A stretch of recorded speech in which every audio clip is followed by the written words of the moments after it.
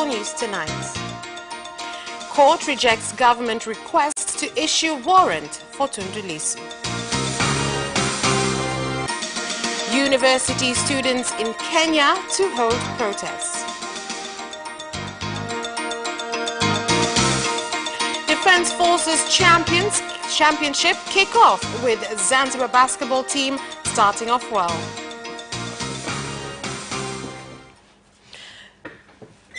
Good evening. This is Capital News at 9:30. My name is Vanessa Victor.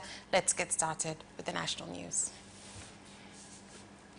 Kisutu Resident Magistrate Court has refused to issue a warrant for the arrest of Singida East MP for Chadema, Tundu Lissu, who is facing 5 charges, which include writing insightful news in Mawio newspaper, which is against the Newspapers Act.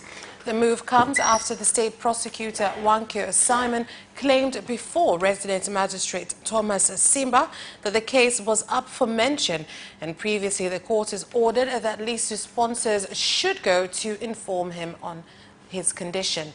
The prosecutor Wankio asked the court to provide a warrant for the arrest of Lissu, as he had been seen going around to various countries conducting interviews and is not in the hospital, as has been claimed by his sponsors. Magistrate Simba then directed Lissu's sponsor Ibrahim Ahmed as well as Robert Katula to report on the accused condition, who claimed that the accused is in Belgium for treatment and that on March 20th of this year he had his 23rd operation.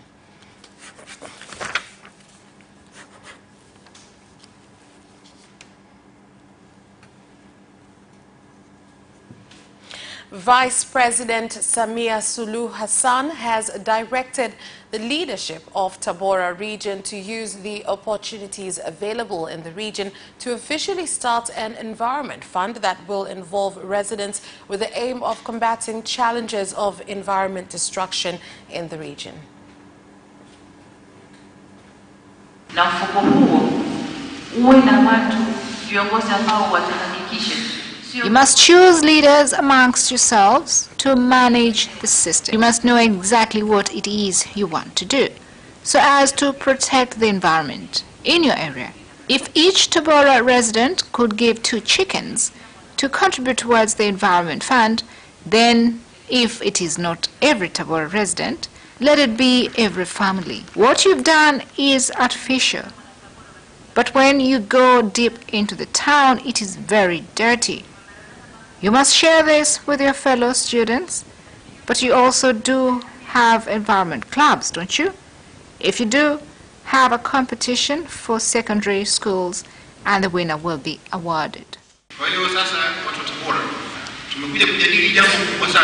We have come to discuss a very important subject with you on development agenda for Tabora.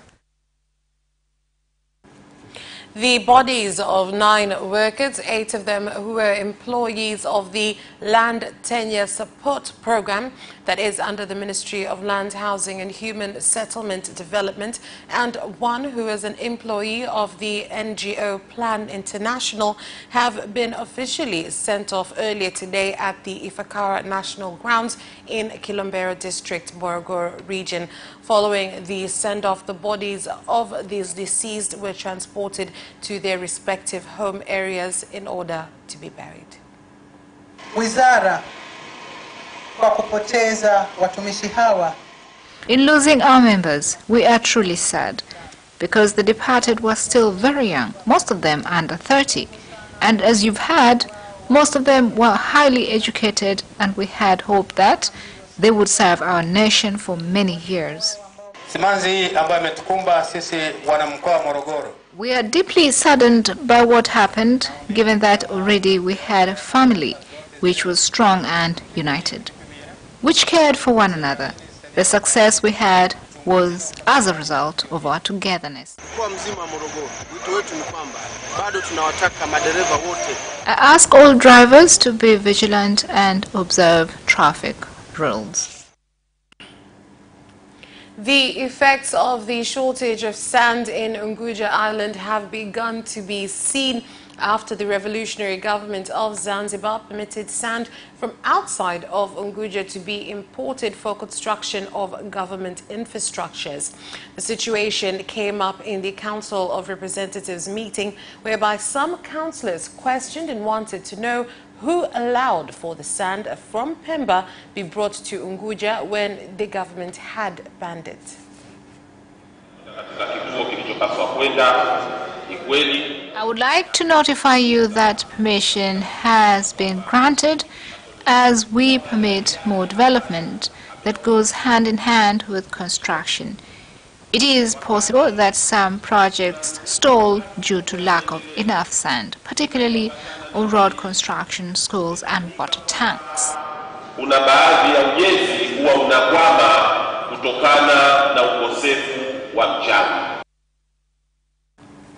5 accused of case number 3-2019 who have been accused of economic sabotage have been taken to Dodoma District Court for economic sabotage and had 19 charges read against them, which include forging of EFD receipts, causing the government loss of over 700 million shillings.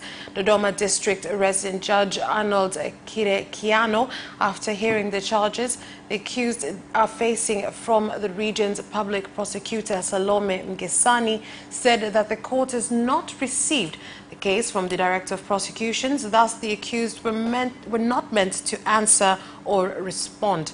The DPP said that on September of 2018 and February of 2019, the accused number 1, 2, 3 altogether planned to forge EFD receipts worth 700 million shillings. These accused include Baldi Mushi, Jerome Mushi, Arif Said, Kasiki Mtiso and Kelvin Mbando. The case has been adjourned to March the 8th of this year. The government has directed managers of TANESCO in district and regional levels to ensure that all residents in village areas are connected to the energy at 27,000 shillings only, whether it is in new or old projects. The aim being to reduce the cost to citizens as well as increase users of electricity in the areas.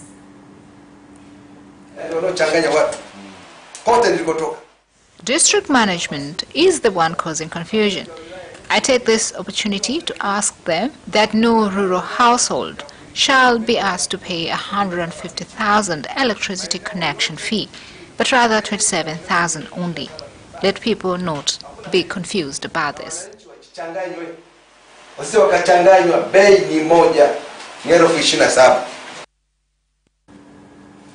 The Executive Director of Manyoni District, DED in Singida Region, Pius Luhende, and his fellow 6 accused individuals, Rodney Elias, Makoye Stephen, Eric Paul, Eliutha Agostino, Sylvanus Luguisha, and Yusuf John, have been sent to court for the second time at the Resident Magistrates Court in Singida town in order to face just one charge of allegedly shooting to death Mr. Isaac Petro while he was in church. Earlier on, the state prosecutor Michael Ngoko claimed before the resident senior magistrate of Singida, Consolata Singano, that the case has been mentioned while investigations are ongoing and requested for another day to be scheduled in order to allow for more investigations to take place. The lawyer Victoria Revocati requested for the state's investigations into the case be suspended so that her client's rights can be respected. Be sped up so that the client's rights can be respected. The senior magistrate Consolata Singo has adjourned the case to March 11th of 2019, and all other accused persons have been returned to remand custody. It is alleged that around February 2nd this year in Genge for 8 Kazikazi Kitaraka Ward, all the accused collectively murdered Isaac Petro while he was in church, and the deceased who was killed used to be a farmer in Kazikazi area. Tanzania Food and Drugs Regulatory Authority (TFDA) as well as World Health Organization (WHO) have prepared a drugs distribution system that will oversee the management of good distribution of drugs from industries to consumers so as to prevent distribution of fake products within the Tanzanian market. Soma nini? Kwa muda wa siku 5 tunapewa sasa zile mbinu za kuhakikisha kwamba bidhaa yoyote ikiingia hapa nchini tunaidaka. We want to ensure that any item coming into the country goes through our hands first before it reaches the consumer. Training and expertise is all very important. The consumer also plays an important role. Ujuzi ni jambo lingine, lakini 3 ni kwa mtumiaji hata wananchi. Katika kudhibiti kikamilifu In controlling medicine distribution system in the country so that once certified, all medication continues fit for use. zinaendelea kuwa na vigezo vile muhimu vya kuhakikisha kwamba ni bora, salama na zina ufanisi.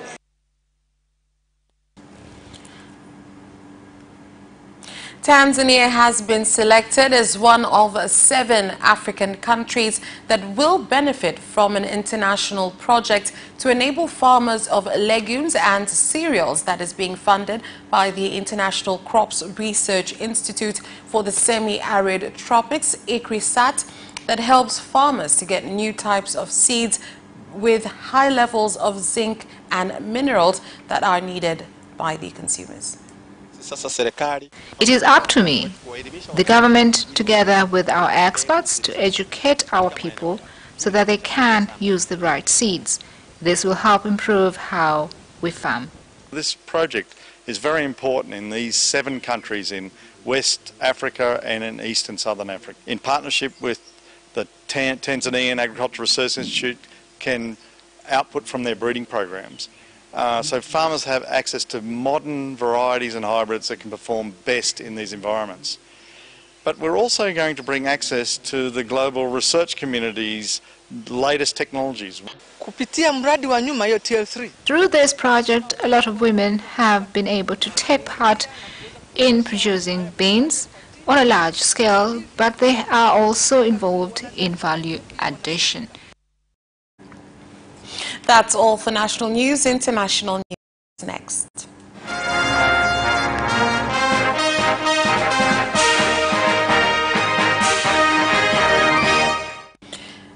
And in international news,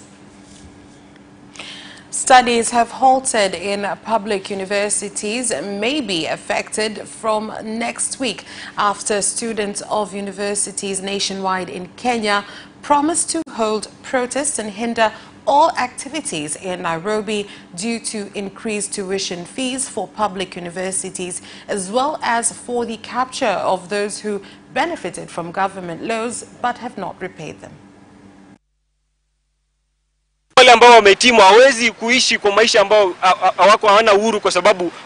Those who have graduated are living with fear of taken to jail for failing to complete their bursaries. We call on the government to employ them so that their salaries can be chopped to pay the debt. We give Amina 7 days to give her statement on this matter. We will close the streets of Nairobi to demonstrate this move. Swala la kuongeza karo ni swala ambalo linaathiri wanafunzi wote nchi yote, na tunawahakikishia kwamba wiki ijayo siku ya Jumatatu. We are promising them that next week on Monday they shall witness our bitterness, because we have already presented our grievances to her office. All the children coming from poor backgrounds shall be on the streets of Nairobi. Tutapingana na huyo Amina Mohamed kichwa kwa kichwa.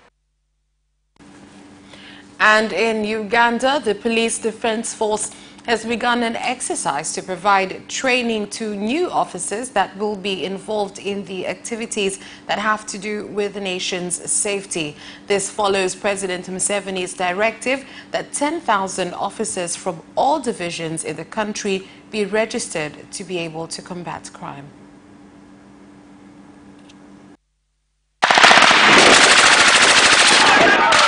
Your colleagues to be part of the transformation in the area. You are our colleagues. We want you to be part of transformation in areas of poverty, preserve natural resources, and maintain peace and stability wherever you will be deployed. And that is all for international news, but do stay with us. We'll be back with business news after this break. Watch Business Edition as we talk to business leaders and experts in sectors that are transforming Tanzania's economy. To be rich, I have to be a business person. It's not an easy road at all. People need to understand.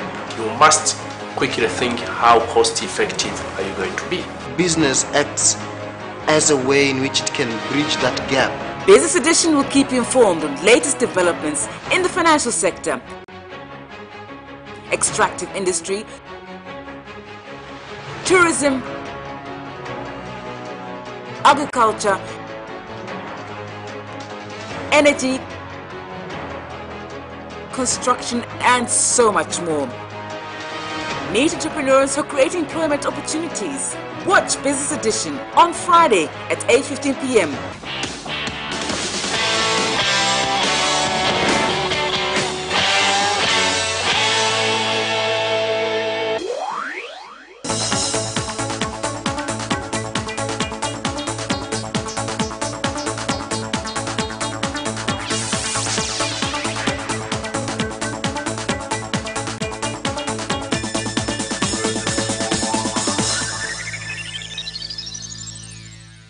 Welcome back, and in business news.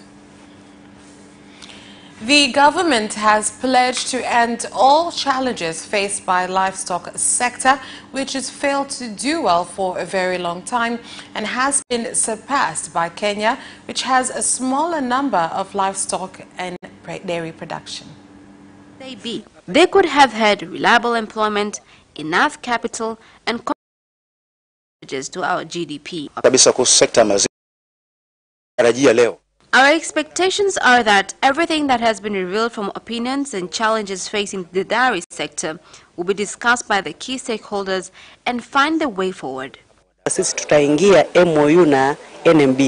We are about to sign an MOU agreement with NMB Bank to ensure that livestock keepers belong to cooperative societies get secured loans with affordable interest rates. Officers of Tanzania Revenue Authority (TRA) have continued with inspections of business areas to determine if they do use electronic receipts or not. The inspections were conducted at night, and where they did discover that many business areas still do not use the EFTs. Entrepreneurs with revenues from 14 million onwards must have EFT machines, but from the visits that we have carried out, most of places have the machines and use them. This exercise is sustainable and is done day and night. We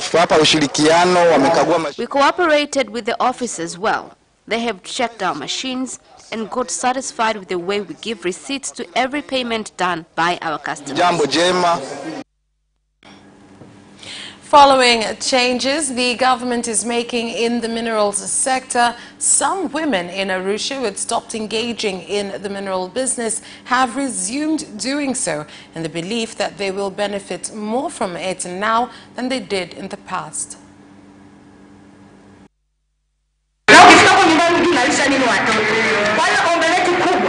We want to be allowed to work, even into working on the soil that is extracted at Mererani, so that we can earn something and better our lives. If we will get organized and form a group, perhaps we can be supported to get the stones at affordable prices. Through that business, we can generate income and send our children to school. It is possible to support small groups by giving us the small stones just to help women in the community in reaching out their expectations in life. That's all for business. Sports is next. Hi, my name is Kotaro Tokuda.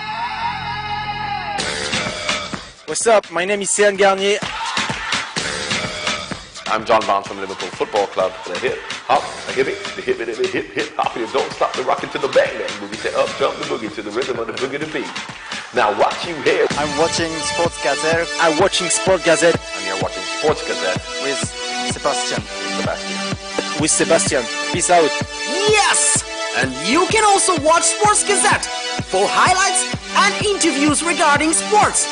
Do not miss Sports Gazette every Wednesday at 7 p.m. only on Capital Television.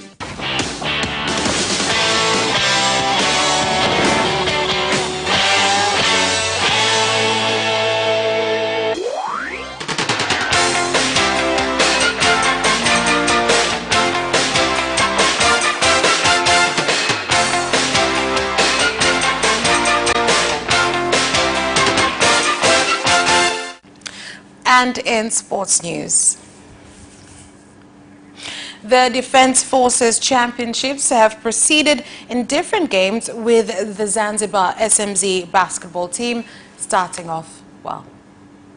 I have prepared my players well because we are not looking at SMZ or immigration or police.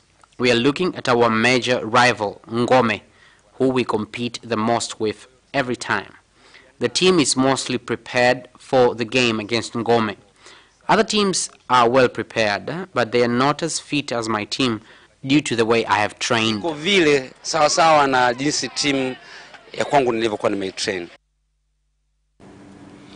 Tanzania Football Federation, TFF, has formed a 14-member committee which will supervise the national team to ensure that it gets good results. Sio timu ya mtu mmoja, sio timu ya klabu, ni timu ya Watanzania wote.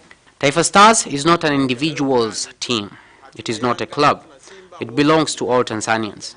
And that is why we do not have Yanga or Simba inside it. The aim is to make sure that Taifa Stars and other teams that wave our flag win in competitions. So I urge all sports enthusiasts to join hands and make sure we succeed in what we're supposed to do. Na katika haya ndani ya siku 2-3 tutaanza kuwashirikisha wadau mbalimbali ili tupate maoni yao namna gani wanafikiri timu yao inaweza kupata ushindi. Chelsea manager Maurizio Sarri says the incident involving goalkeeper Kepa Arrizabalaga in the Carabao Cup final was just a misunderstanding. The club record £71 million signing appeared to defy the Italians' attempt to substitute him in extra time before Manchester City won on penalties. Sarri appeared furious and walked down the tunnel before quickly returning. I misunderstood the problem and only realized the situation when the doctor arrived at the bench, he said. Kepa later echoed his manager's words and insisted the incident was caused by confusion. Arrizabalaga initially went down with cramp, prompting the Chelsea bench to ready reserve goalkeeper Willy Cavarello. Interim boss Ole Gunnar Solskjaer says Manchester United forward Marcus Rashford is a doubt for the next match after playing injured in the 0-0 draw with Liverpool. Up all their substitutions in the first half. Ander Herrera, Juan Mata and Jesse Lingard all went off injured. If he plays, I'll be surprised, said Solskjaer ahead of the league game against Crystal Palace on Wednesday.